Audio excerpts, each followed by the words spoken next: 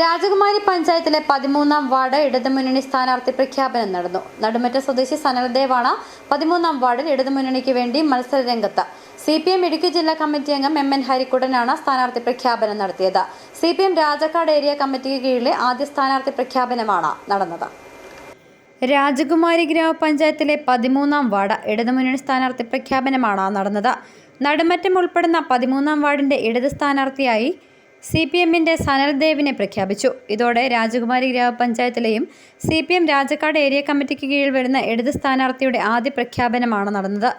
Nadumattam CPM branch committee ഓഫീസിൽ ചേർന്ന യോഗത്തിന് ശേഷമായിരുന്നു നേതാക്കൾ സ്ഥാനാർത്ഥിയുടെ പ്രഖ്യാപനം നടത്തിയത്.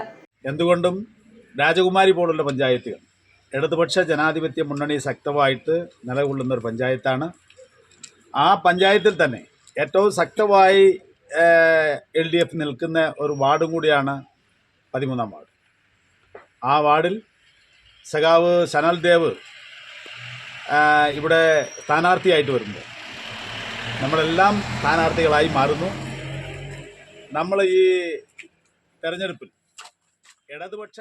CPM ജില്ലാ കമ്മിറ്റി അംഗം MN Harikuttan, Rajakkad area committee അംഗങ്ങളായ KK Thankachan, P Ravi, KJ Siju, Suma Bijumon തുടങ്ങിയവർ സംസാരിച്ചു. പ്രഖ്യാപനം നടന്നതോടെ സനൽദേവ് ഔദ്യോഗികമായ പ്രചരണം ആരംഭിച്ചു.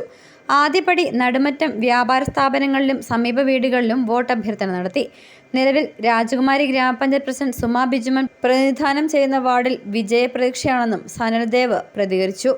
സിറ്റി വിഷൻ, രാജകുമാരി.